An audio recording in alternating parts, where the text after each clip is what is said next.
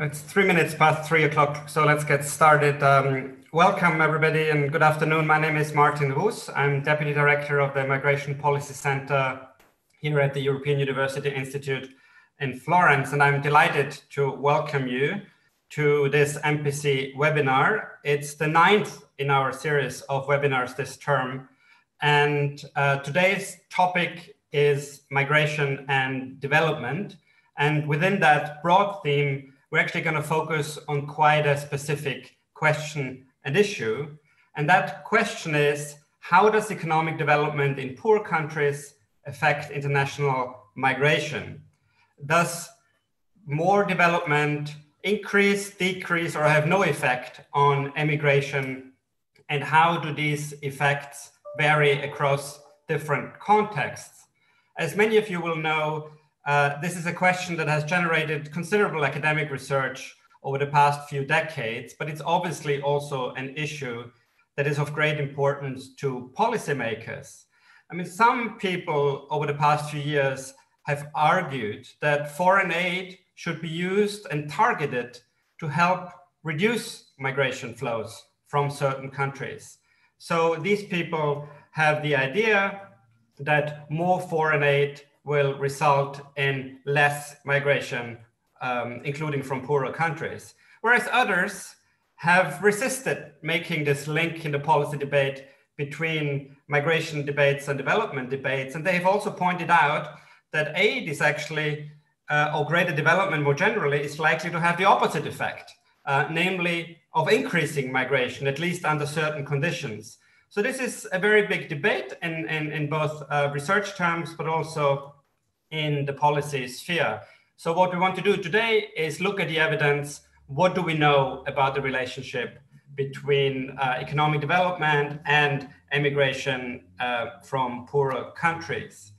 And the starting point is an apparently well-known and widely circulated stylized fact that suggests that the relationship between economic development and emigration is essentially characterized by an inverse U-shape pattern. So you see that here on the screen. This is sometimes known as the migration hump. Other people refer to it as the migration transition curve, based on early theorizations of this relationship in the 1970s. But the basic ideas that many of you will be familiar with is that at early stages of economic development, at lower levels of GDP per capita, increases in development actually are associated with increases in emigration and immigrants abroad. So it's a positive relationship. And then you have a turning point at some point, and after a certain threshold is reached, you then get the negative relationship. So according to this hump type pattern, increases in development and increases in foreign aid, certainly for the poorer countries, would actually lead to an increase in emigration, according to this pattern observation. And recent research has begun to investigate this relationship further, and this is exactly what we want to do today. I'm very pleased to welcome three speakers who have done a lot of work on migration and development, including on this specific relationship between economic development and emigration from poorer countries. I'll introduce the three speakers very briefly in the order in which they will speak.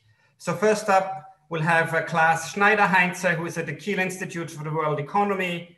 Klaas is an economist. He's a PhD candidate in economics and a researcher in the Mercator Dialogue on Asylum and Migration, the MEDAM project, which is an international research alliance funded by the Mercator Foundation in Germany, and the Migration Policy Center is also part of that alliance. Second, we'll have Mauro Lanati. He's also an economist, and he's a research fellow here at the Migration Policy Center at the EUI, and most of Mauro's research is also conducted within the MEDAM project. And third, we'll have Linda Ocho, who is the executive director at the African Migration and Development Policy Center based in Nairobi, Kenya. Linda has done a lot of work on migration development, both in terms of research and policy debates. So they will each speak for about 10 minutes, and this will be followed by Q&A with the audience. And the way for you to ask questions is to write your questions in the chat box on YouTube. And please also indicate who the question is for. And after we finish the presentations, I will then do my best to field the questions and to distribute them among the speakers. So without further ado, I suggest we start with the presentation. So Mauro, it's over to you. I'm sorry, it's Klaas, it's over to you.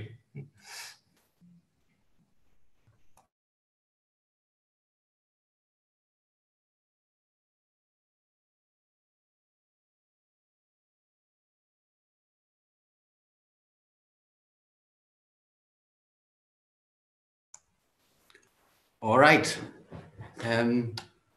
Do you hear me? All right, thank you very much for this introduction, and thanks for having me here. I'm very happy to present one of our most recent research papers from the MEDAM project. This is joint work with my colleague David Benček, and it is titled Higher Economic Growth in Poor Countries, Lower Migration Flows to the OECD. So this title already gives away that our findings do not support this common notion of an inverse U-shaped relationship between economic development and migration that Martin has pointed out in the introduction.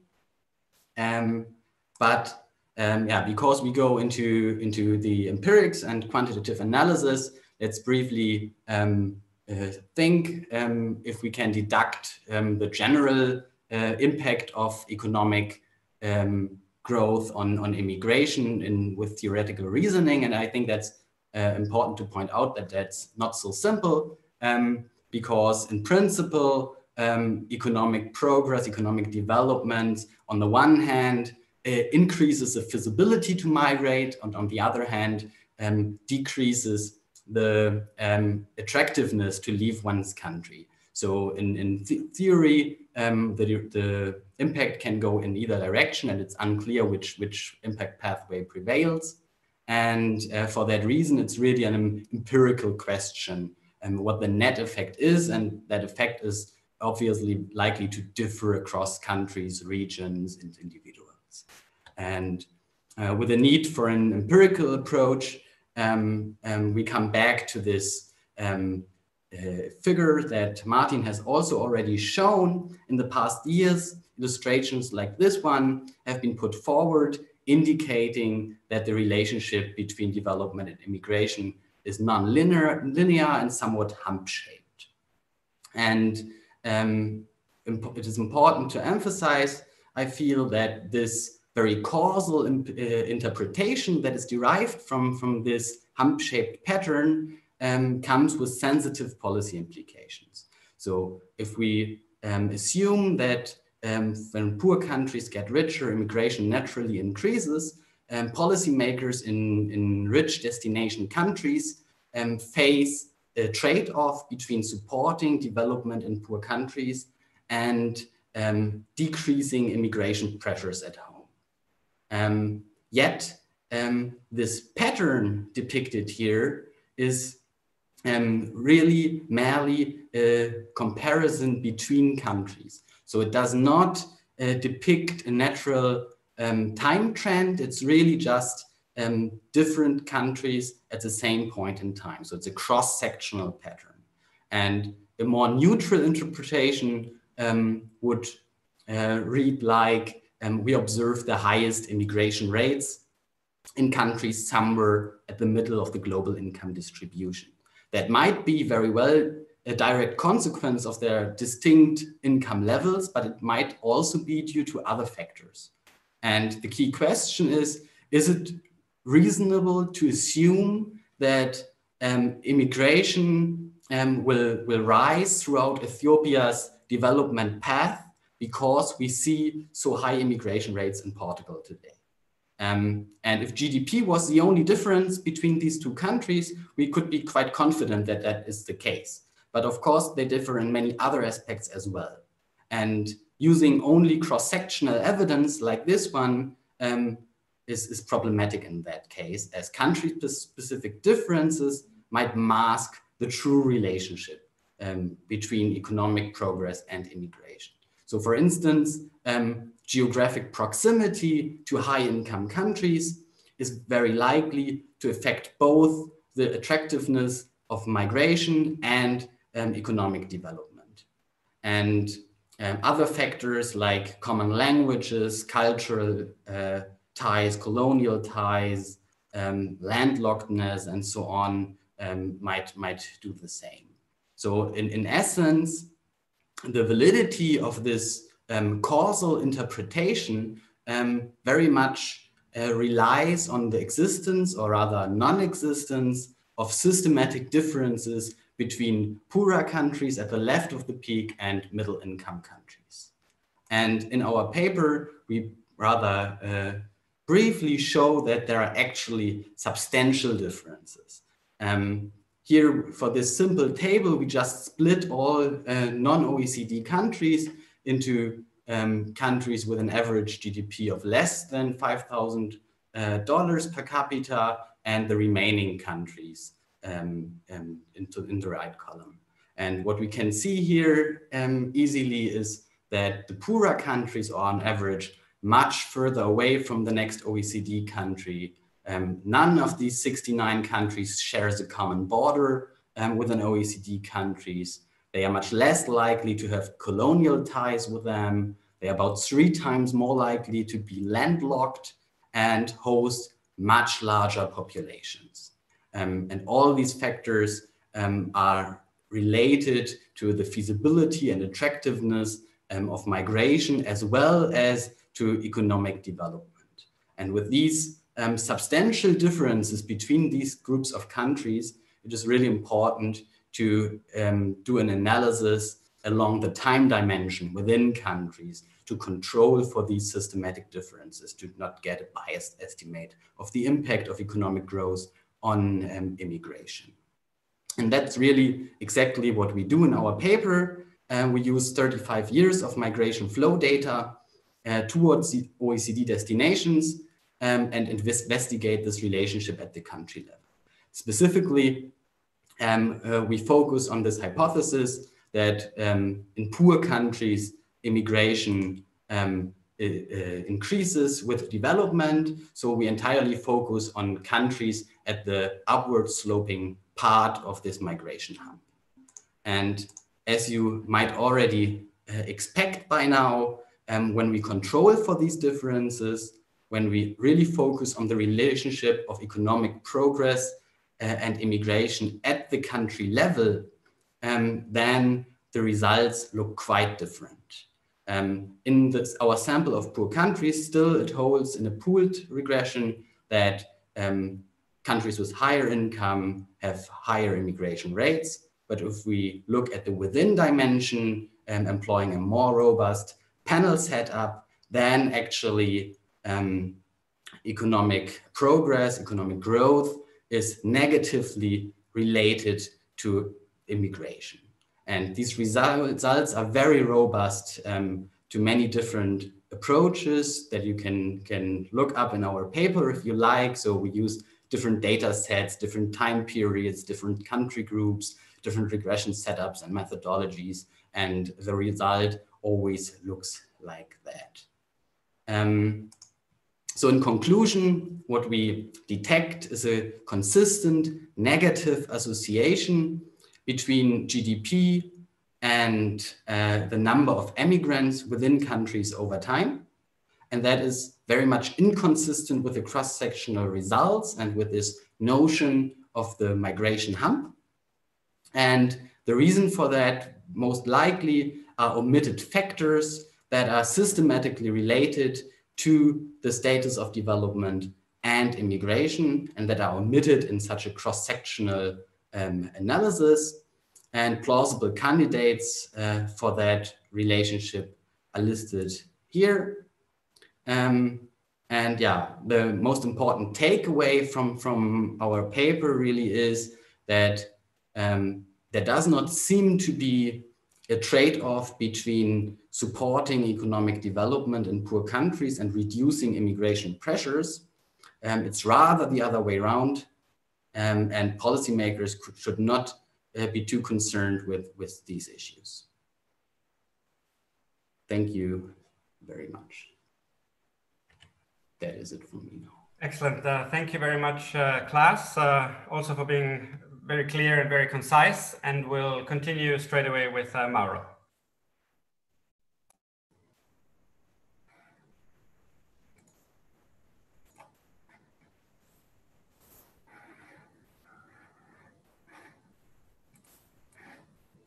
All right. Can you hear me? Okay, good. Thanks a lot, Martin. So what I'm going to be presenting in this 10 minutes is, can you hear the? Oh, okay, that's full screen.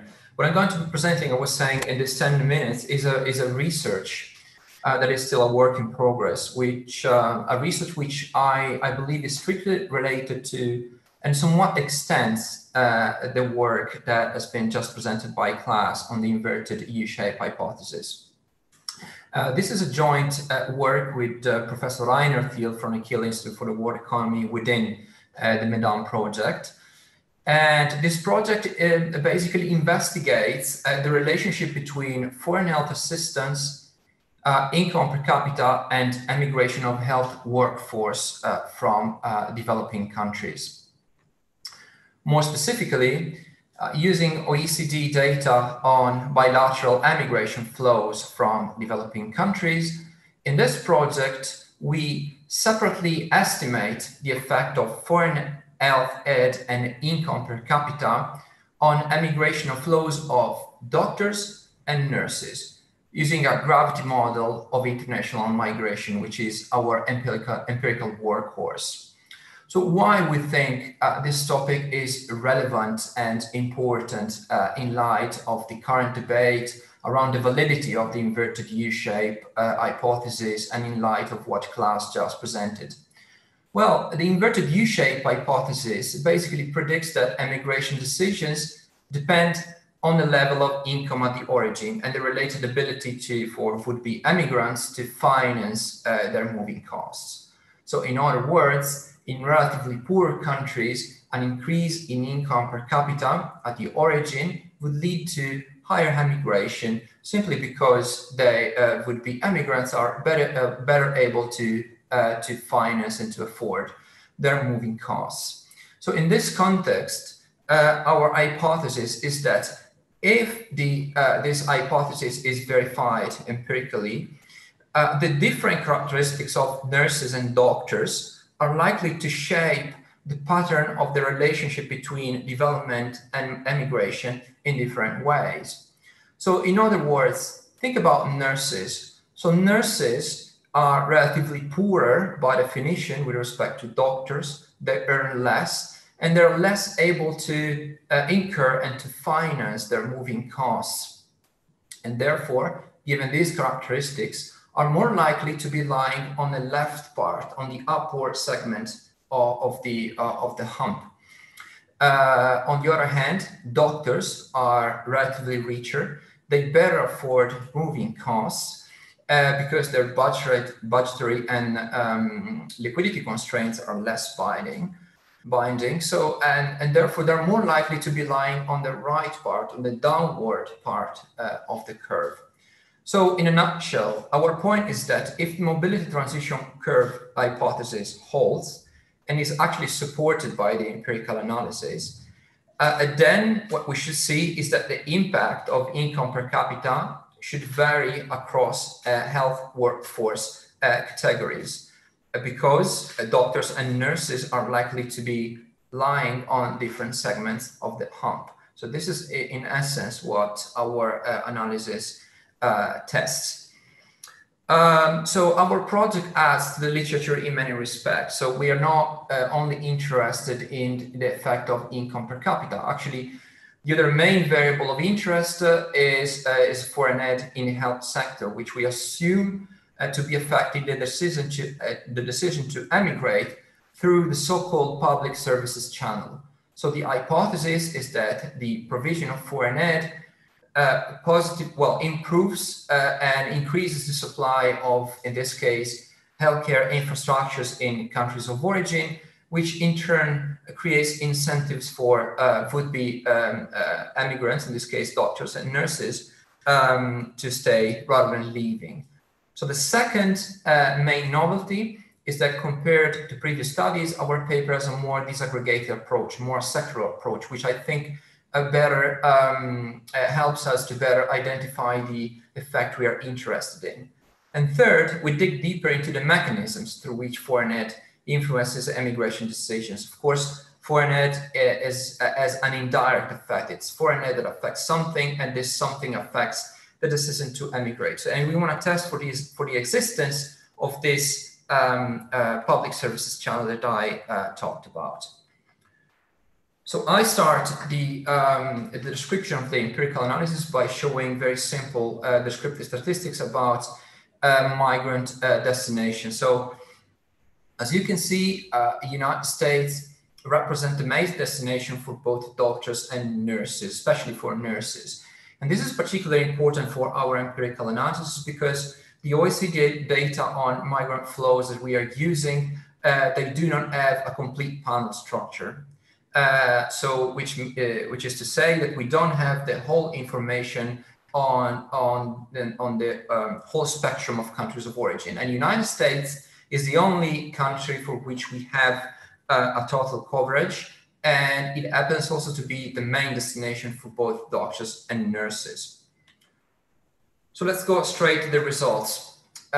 Let's first focus on doctors. So in this table, we just show our coefficients, our parameters of interest, namely the impact of foreign aid on immigration in the first row and the impact of GDP per capita on immigration in the second row, respectively. So we first isolate the effect of foreign aid in the first column, then we isolate the effect of GDP per capita in the second column.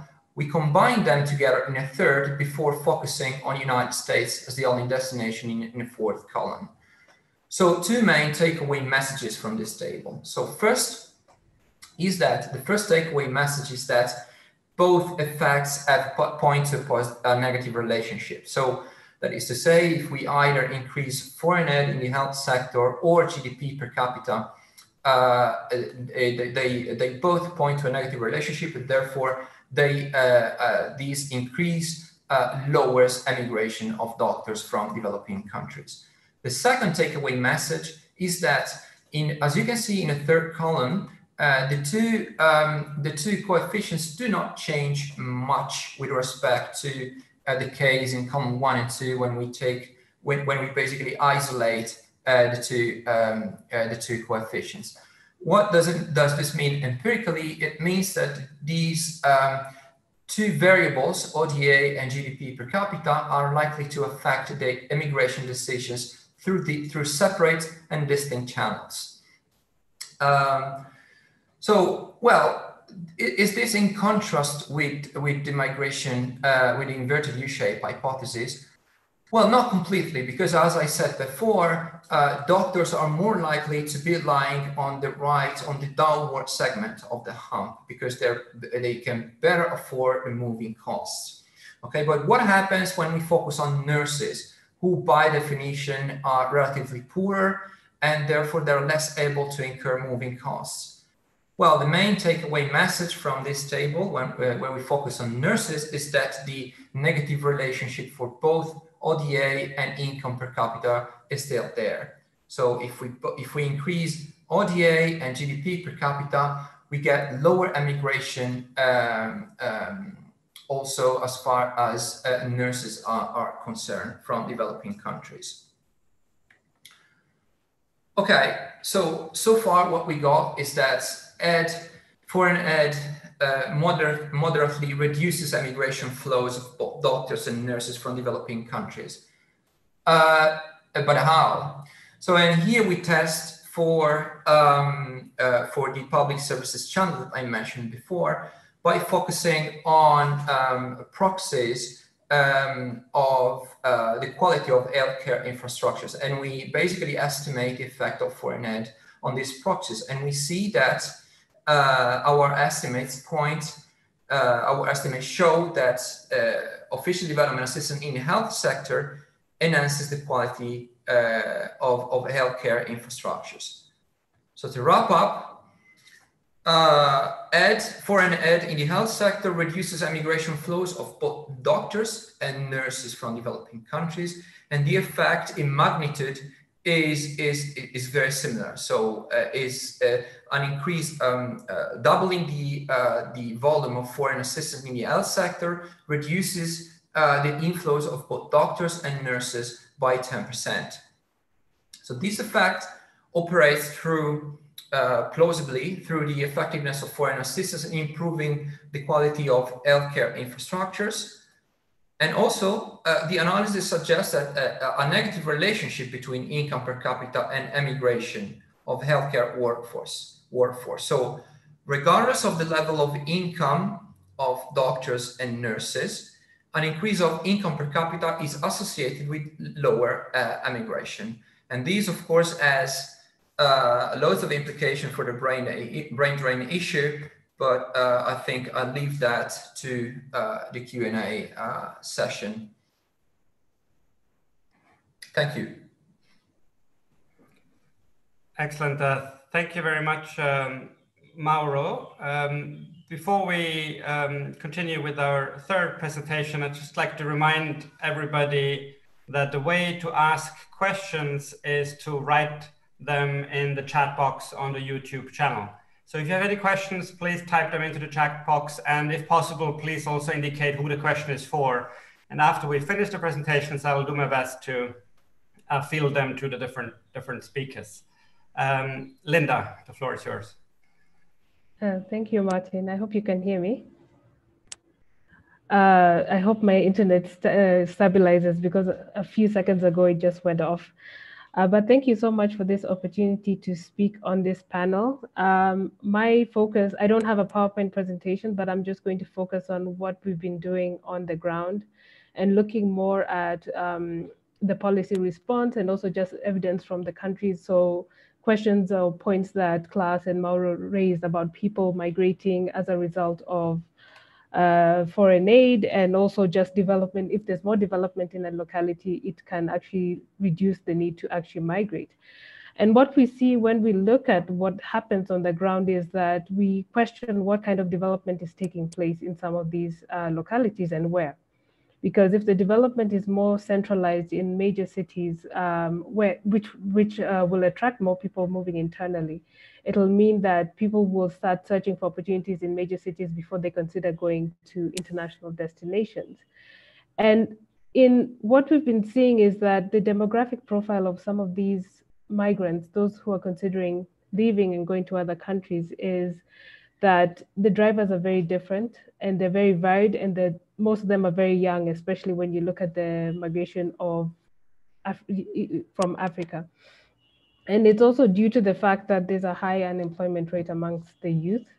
And that means that we find that a lot of young people are more likely to consider moving to international destinations because of the impression of the opportunities that are available there, and there's more development in those localities, despite development happening in some areas. And an example could be looking at what is happening in Kenya, where we have the devolved system, where development is taking place at a decentralized level, but the type of development has been more infrastructural and not so much on human development. And if it is, it's very, very small. But we still see there's this culture of migration and this perception that opportunities are actually available outside the country. And the country, for example, in Kenya, they created a youth employment scheme abroad to actually facilitate employment opportunities for young people in the Gulf states. So in a sense, as much as we are saying that development actually can reduce migration, it actually is not reducing migration in some sense, because we're looking at the social, cultural issues that some of these migrants are facing, and also the political situation in some of these countries where these people are. So we have seen also evidence that when you look at salaries of some of these jobs that these people are taking, that they have in their countries of origin, they're not earning as much, or their salaries have not actually changed in the past 10 to 20 years. And sometimes it could be just that economic change that they need, or just a different environment, or just development within that actual system. So I think there's so much more to see beyond that when you look at the issues on the ground, the locality, and also looking at whether some of these governments are actually implementing some of these policies that they've put in place. And the way we've seen it is like a situation like this, COVID-19, where actually it has tested that actual aspect of whether policies are working or not, and whether they need to actually consider the migration question. So I tend to agree that there's a migration transition. It's not necessarily a hump, but it's sort of like it depends on what is the social, political, economic, and environmental conditions on the ground of where that or where the migration source is coming from. So I feel like when we are having discussions, or when I'm having discussions with government officials, especially in Kenya, we always ask the question of why people are leaving, why they're not why, what are the drivers, and those questions tend to always lead to the obvious, which is obviously economic. The others are structural, looking at where someone has come from. Are there structures in place? Because when people want to return, they want to return to a place that is actually far more developed than when they left.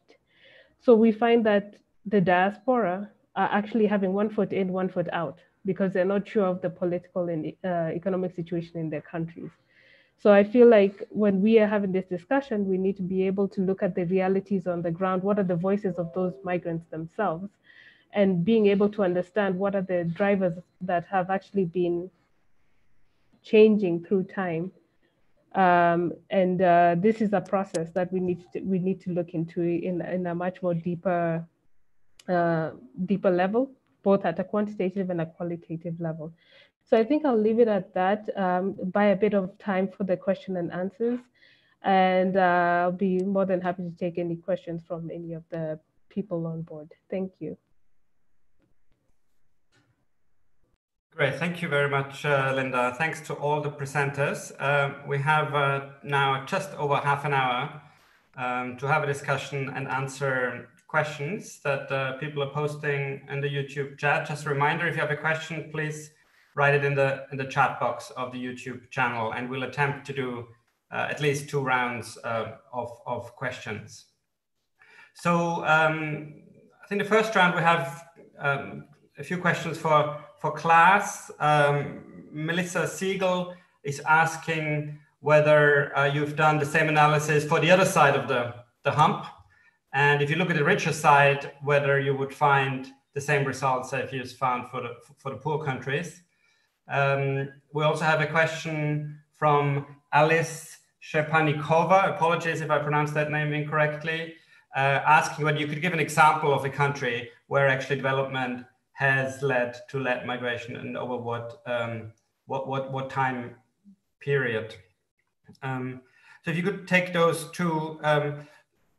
For Mauro, one question, maybe this is a little bit of a broader question. I mean, you look at specific occupations, doctors and nurses, I mean, to what extent would you expect these results to vary across different countries with different kind of institutional context? So I'm trying a little bit to broaden it out into the policy debate in terms of what do we do with these results, given that we do know that there are differences across different types of countries, and not only poor, kind of low income and high income, but also perhaps countries with different types of health systems and so on.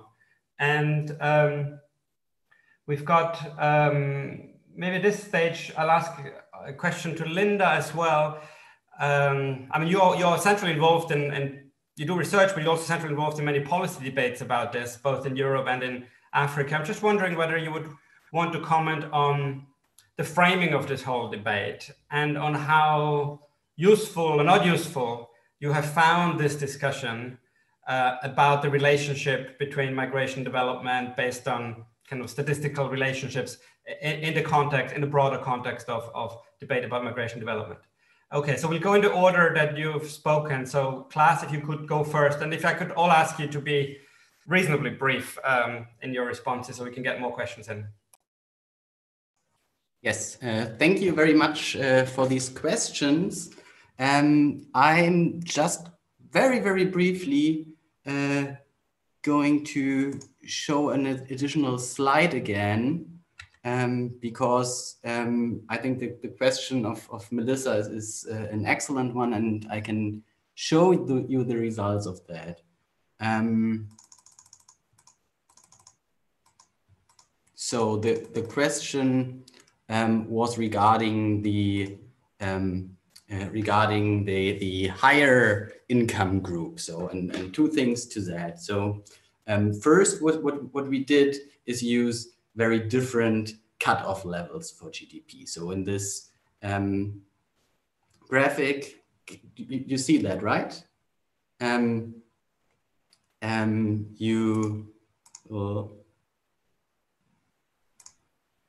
One moment.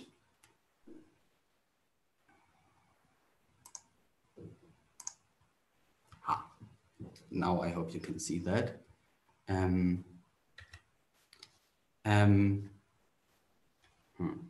have some technical issues here. 1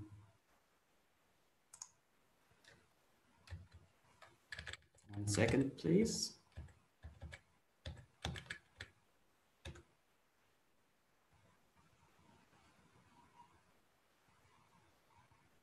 So, okay, I hope you can see it now here. In this visualization, you can see that we use. I don't think we can see it. Maybe you could just explain it without the visualization. Okay. I think now you should be able to see it. Sorry for that. Yes. Yes. Okay, so in this visualization, we depict our core coefficient for GDP for different samples. So the larger the sample gets, the more richer countries are included. As you can see, the more countries we include, the effect remains very similar. So there does not seem to be a non-linearity when we add richer countries. And as a second test, we also use, do I have it here? No, I don't have it here, I think. We use an interaction model where we interact GDP with the position in the cross-sectional hump. So we have one GDP coefficient for the poorest countries, one for the middle-income countries, and one for the richer countries. And these coefficients are very similar, so almost identical. So it does not seem to be the case that it's different for richer countries. Then with respect to the second question, I rather don't want to discuss specific countries because that's not really what this kind of analysis is about. For the average country in our setup, the relationship is negative. That is what we can find. But really making a point about a single country might again be misleading with this kind of macro data, and I would be hesitant to do that. And before I hand over to my other panelist, let me briefly address the question by Hannah Postel as well, because that's an excellent comment and something we thought about as well. So the regression that I showed so far only featured annual regressions, and there indeed it is very likely that short-term shocks overshadow the true relationship. And for that reason, we also do the same exercise with household consumption data, which is more long-term or more stable measure for well-being. And also we compute 5- and 7-year averages if for regressions, and the significant negative relationship holds as well. And moreover, we also add at some point dummies for years with exceptionally high and low growth rates. And these also turn up insignificant and don't change our results. So we are quite confident that our results are really due to this change in economic progress, economic growth, and not just capturing individual shocks.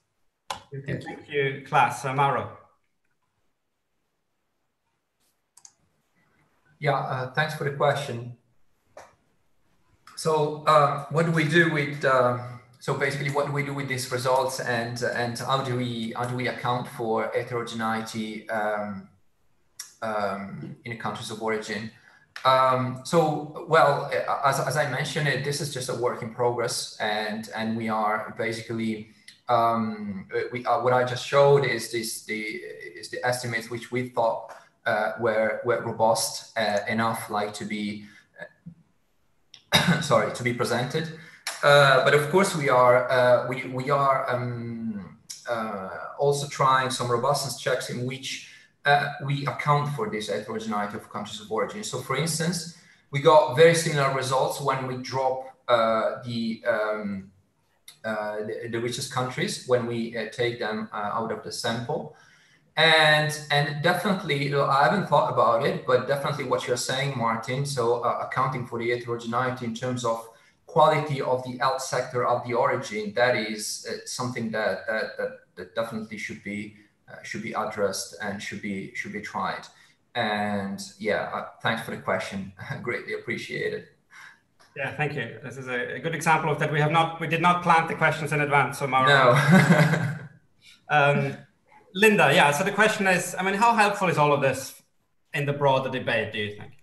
I think it's very helpful in the sense that it helps us look at the realities on the ground, because it's something that definitely, if presented in the right way, in the right form to the policymakers, they'll be able to understand what is needed in terms of development, so that if people do not move, if people are not, they know the reasons why people are moving out of the country, they can be able to address them.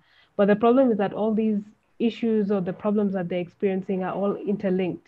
So you cannot like remove them from each other, and it makes it harder for government officials or policymakers to design a policy that is specific to the needs of migrants. So this is a work in progress. And that's why I feel that it's quite helpful to have these discussions, to look at it from an theoretical perspective, or even just look at it from a more general perspective, and then honing down to what does this mean on the reality on the ground? How does it actually apply? What are the trade-offs? What are the issues that they may face as a result of this? So I think this is quite a helpful debate. Maybe if I may, I've just seen a question from Rachel Kawasaki on migrants returning, a point that I made on migrants returning to a more developed area. And our question is more to do with how do remittances figure in, and how are the remittances regarded by migrants and receivers? As migrants who are sending money, they're supporting households that are left behind. So it just depends on what they're trying to assist. And most of the time, remittances that are sent back are to support household needs, school fees, maybe fixing the house, healthcare. In fact, healthcare has come up a lot in terms of remittances. And sometimes for those who are in a position, they do invest through family members. But in some countries, that investment has fallen short, especially where the investment is not safeguarded. And that was something that happened in Kenya some years ago, where people were sending money to their relatives and then to build a house or to build a school or something. And then when they come back, there's nothing that has been built, but the money has been used. So as a result, the banks took an initiative to create diaspora banking to safeguard the interests of the remittances of those diaspora that want to invest in real estate, which became a big thing. But now they're trying to transition into how can we make remittances work for development in agriculture, in other sectors, in education. But this requires a consultative process between the migrants themselves and the communities where this development initiatives will take place, and how they can make that work through the banking sector to sort of safeguard the interests of the migrants. And maybe also, sorry, maybe also to look at it from receivers. Receivers see that money as supporting their livelihood. So it's an alternative source of livelihood, but it also increases the risk of dependency, meaning that they always know that money will be sent. So they get comfortable knowing that at least I'll have money from my brother or my sister. But then they need to realize they need to be able to generate their own funds and make that money work for development purposes. So there are different perspectives on how remittances can be viewed. It's just trying to find a way to channel it for development purposes and to make it such an inclusive process, so that it's not development in a major city, but a development across board in all across the country, which is quite a difficult task at the moment. Thank you. We'll take a second round of questions. We've got a couple of questions which I think are both relevant to both Klaas and Mauro. Joni Bodo asks about the role of policies and the role of policy making. So I'm not talking now about kind of foreign aid policies, but when you model or think about migration flows, obviously to some extent at least, these migration flows will be influenced by immigration policies and other policies in destination countries. To what extent do we factor these policies into some of the analysis? And the second question from Rui Pinto is about whether it is appropriate to use GDP or GDP per capita as an indicator of development in these debates. So I don't know what would happen what do you think would happen if we use different types of indicators? I don't know, maybe the Human Development Index or other types of indicators in this kind of scenario. And Linda, I'd just like to kind of push you a little bit again on this policy debate that we see certainly in Europe, I think, about whether and how debates about migration and migration policies should be linked to debates about development and foreign aid. I mean, I know that quite a few countries in Europe have begun to think about refocusing their aid budgets on certain countries in the hope that this might deal with certain migration issues. And there are obvious ways to oppose that and obvious reasons for opposing that. In a way, the argument that maybe you shouldn't link those two. But I know that you visit Europe a lot and you work in Europe a lot as well. I mean, what's your feeling? Has the debate shifted in a way? Or is that something that you see happening on the ground, that you think the foreign aid focus is much more shifted on countries where Europe perceives to have migration issues? Okay, let's take those questions. Klaas, why don't you go first? All right, then let me start with a question by Rui Pinto about GDP being an accurate measure. And of course, it's far from a perfect measure when we want to grasp the progress of a country, a society as a whole. It has many disadvantages, economic growth might translate very differently across different countries into real income gains for the population and for different groups in the population. And in one country, it might come with strong improvements in public service provision, and in other, it might not. But in the end, it is often the best measure that we have, that is available in different countries, and it's very much related to all the other dimensions of development that we are interested in. For that reason, it is widely used in the literature, and I don't think we have a very good alternative to it if we aim at analyzing developments over longer time frames.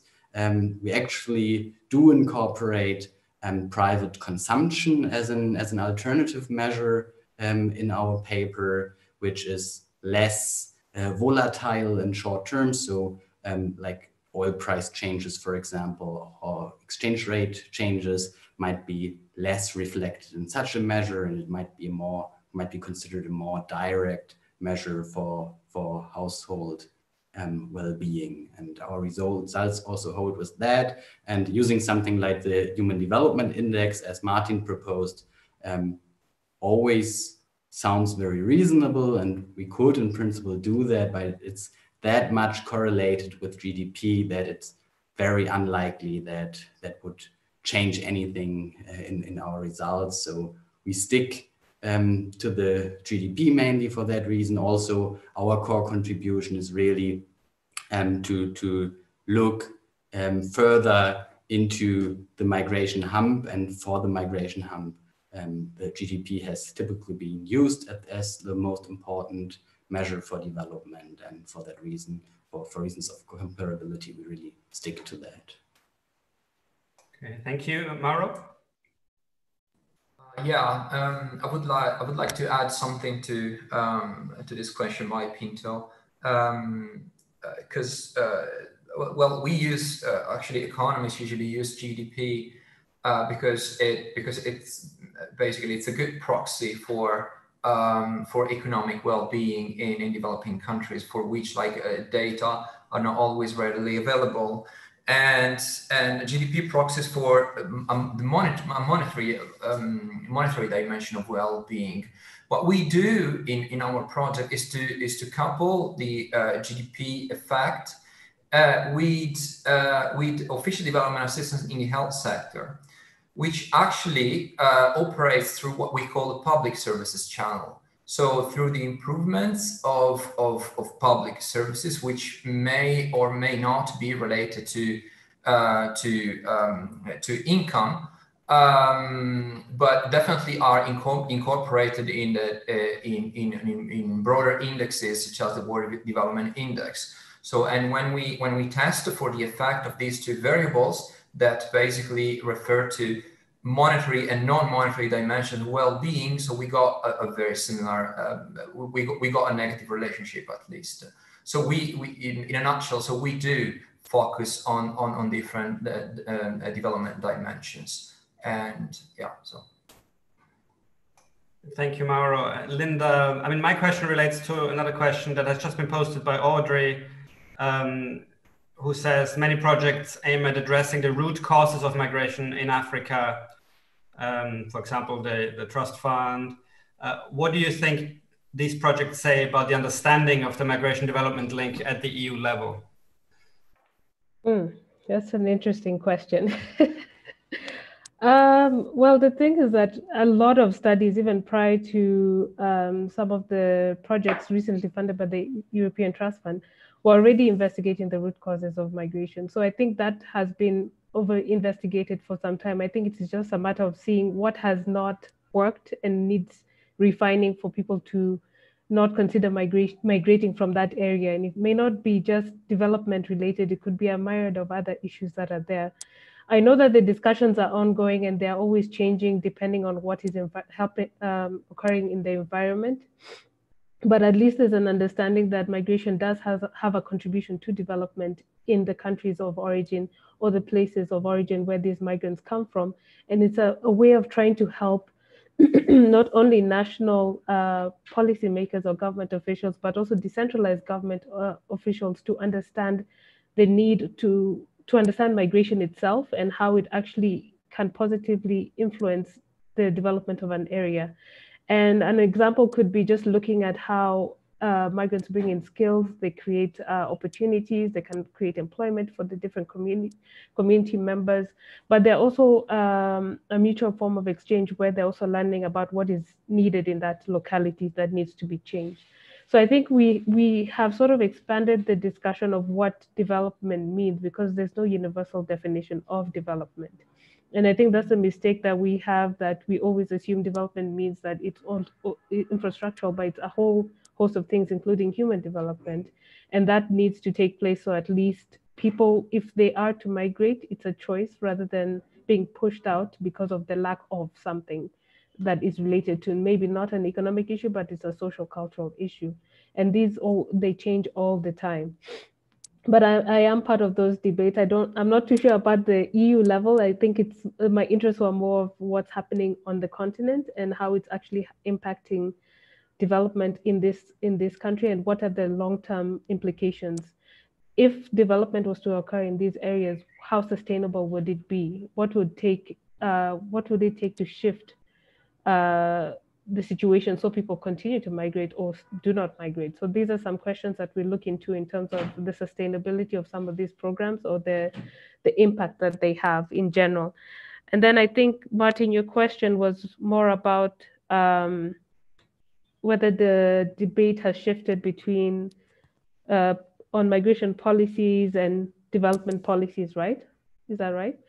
I think it's slightly shifting in the sense that in many African countries, we find that they're now taking up discussions on how migration can be included in development strategies and policies and plans.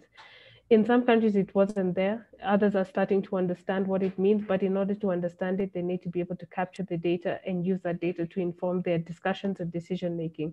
So at least there's some discussions on the continent of what's happening. And I think that needs to happen now, because if foreign aid discussions are changing on the continent in Europe, then they have to face the reality that there could be no other alternative economic or funding or donor support from Europe, and what does that mean for the long-term future? So they would have to look at how do we now create something that can work for us, and I think that is reflected by some of the discussions and debates about free movement, free trade within the continent. So at least there's a slight shift, but I think it's something that there has to be some foresight on what if, or what will happen if something is included or excluded from that process.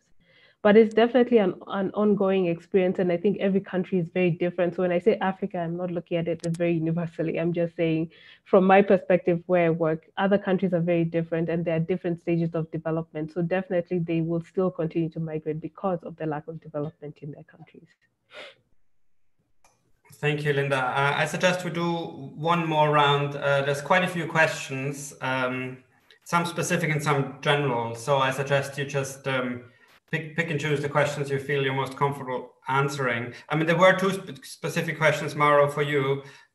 One by Keith Picot, who asks whether you would expect similar results for occupations that are not related to the health sector, for other low-skilled and high-skilled occupations. And Justina Heyman asks also a question for Mauro, about the role of gender, given that some of the occupations you look at are quite gendered. So have you controlled for the role of gender? And if not, whether you think that would be important? And then we have, predictably, I mean, this is a very important issue in terms of research, and quite a few questions were obviously quite technical relating to the statistical analysis, but it is, as we mentioned, also a core issue for policy debate. So we have a few more policy questions. So we have a question from Kanak Kanti Pakchi, apologies if I pronounced this incorrectly, asking you to elaborate a little more, maybe this is Mauro Klaas, but maybe also Linda, about the potential implications of this research for debates about the brain drain. And we have a question from Bram Fraus, who asks whether there isn't a risk that policymakers may jump on this new research and conclude, so development does reduce migration, let's continue this course of action. I appreciate your researchers, but we are within the broader policy debate. So I suppose a different way of phrasing this question is, how would you like your research and your findings to inform the debate, in what particular ways? Okay, I suggest we start again with Klaas. All right, thank you. Then I will address the last question. So in some sense, policymakers have always argued that contributing to development in poor countries will make migration less attractive. So that's the motivation for development policies and programs for many, many years now. And especially in the past years with the European Trust Fund, for example, that often was a quite specific goal of these projects. What the critique rather came from academia, where this migration hump and this this upward sloping part especially was hold up, and it was assumed that in fact supporting development might not have the intended effect. Now with our result, you can interpret it in a way that the policymakers have been right all along, and that on average development actually reduces migration pressures. We should be clear though that the effect is not extremely large, and development aid is not always very successful in increasing economic growth sustainably in the long run.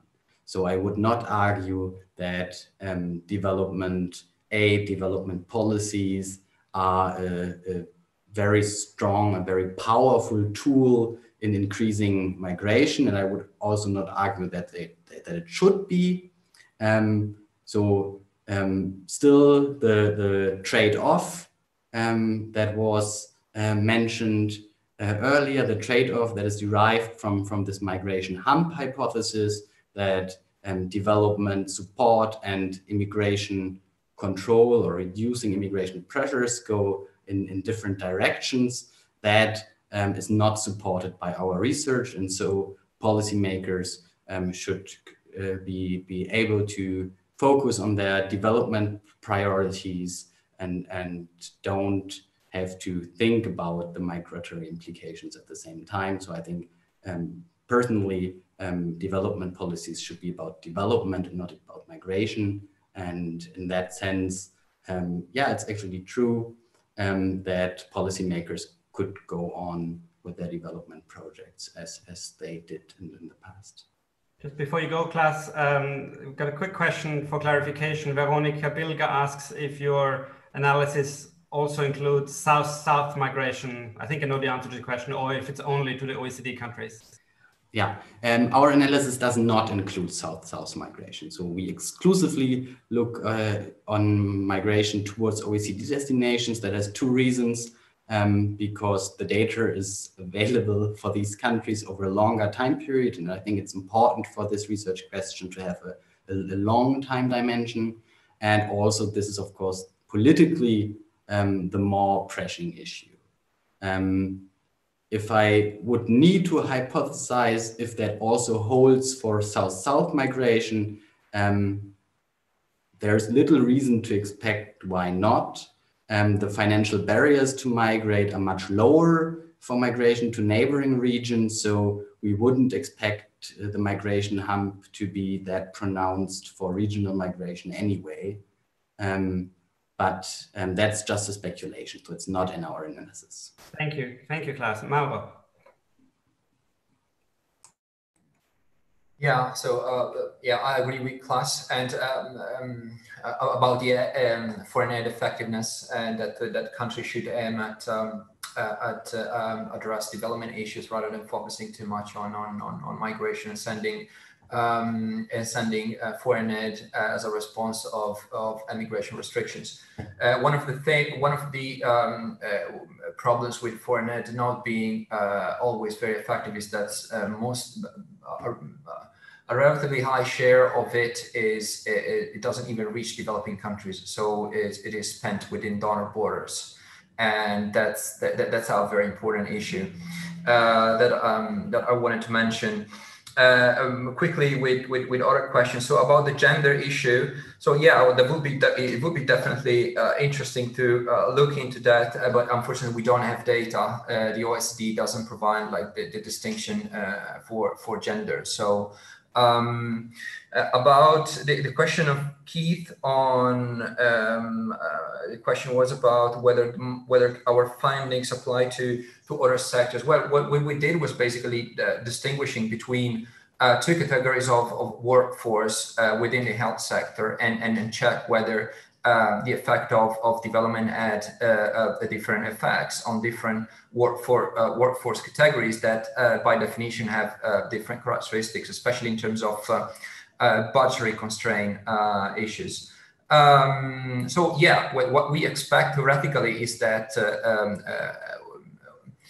workers with similar characteristics should basically lead to similar conclusions. The issue about brain drain, the focus of our paper is on skilled workforce, especially as far as doctors are concerned. And there's a big debate in literature on the loss of talent from developing countries, and the loss of talent that goes from developing countries to advanced economies. Of course, the brain drain issue, the brain drain is conditional on workers not coming back to their countries of origin.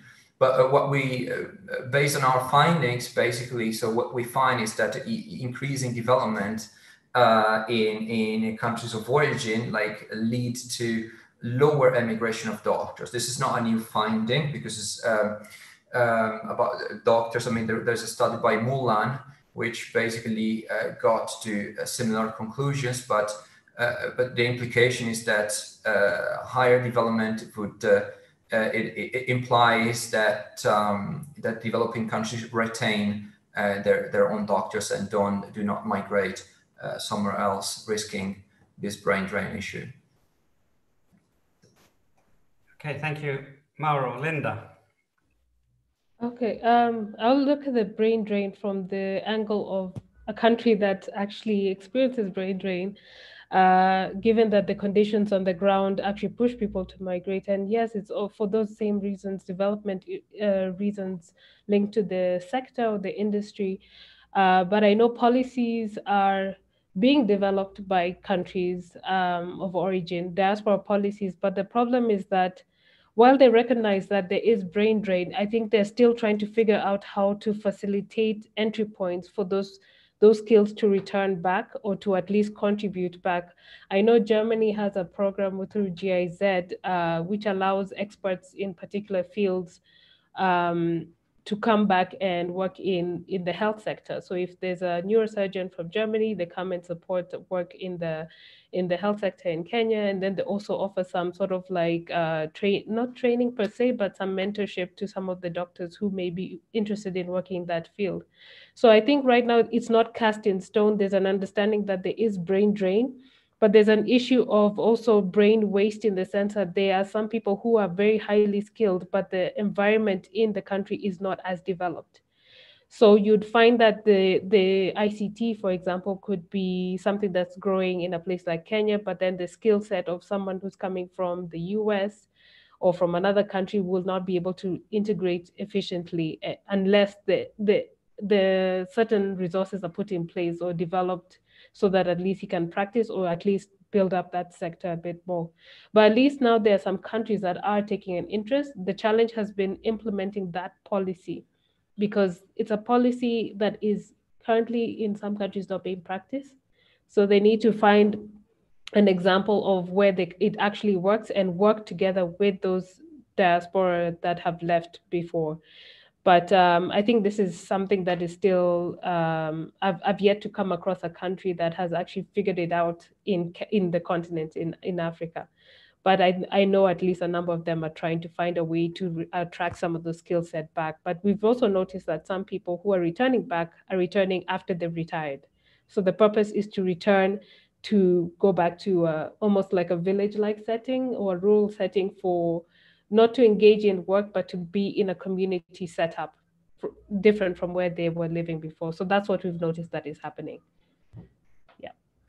Right, thank you very much. Looking at the time, I think it's we draw this webinar to a close. So I'd like to thank our three speakers, Linda, Maubo, and Klaas. I think they've been excellent presentations. I'd like to thank our audience for the interesting questions. And before we leave, I'd just like to draw your attention to our next and final webinar this term, which will be on gender-based violence and migration in times of COVID, perspectives from across the globe. And this will happen on the next Wednesday, 1st of July at 3 o'clock Italy time. And we hope that you'll have an opportunity to join us again. If you want to sign up, please visit our website at Immigration Policy Center here at the EUI, or follow us on Twitter and you'll see the opportunity to register for that webinar. So thank you very much again, all the very best and goodbye.